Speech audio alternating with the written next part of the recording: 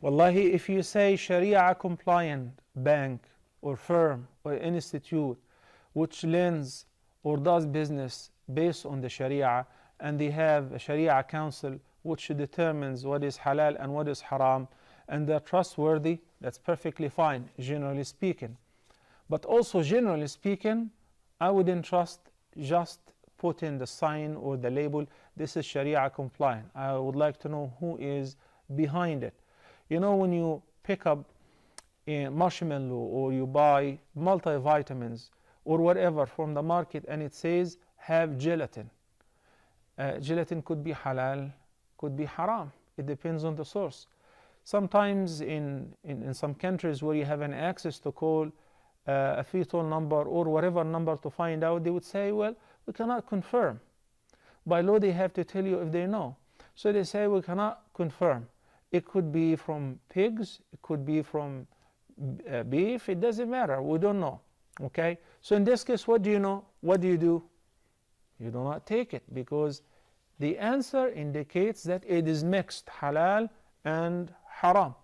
But when it says specifically from fish, gelatin from fish, this is halal, take it, alhamdulillah. When it says Islamic Bank of whatever, I normally say that is not sufficient. That is not sufficient.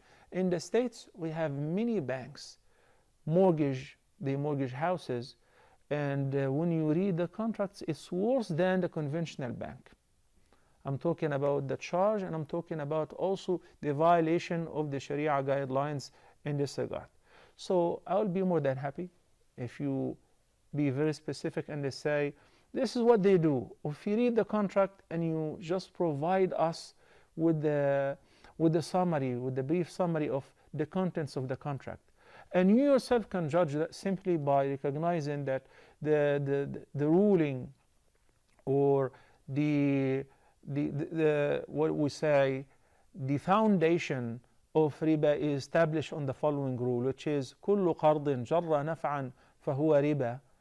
So every loan which is attached to or accompanied with interest, if you take a loan, then at the time of paying back you have to pay a little extra, and that have nothing to do with the rate, whether it's high or low. Anything that you have to pay extra, and that was conditioned in the contract, then absolutely this is riba.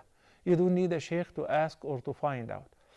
Some Sharia compliant, lending firms or banks, they do something different where they call it murabaha.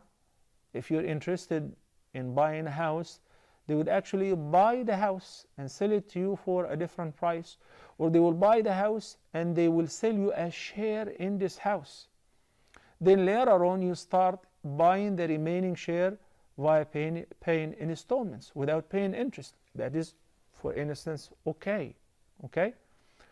There is another form where it has a violation that not many people are aware of, which is rent to own, because these are two transactions in one. And the Nabi sallallahu alayhi wa sallam said, نهى عن بيعتين في بيعة.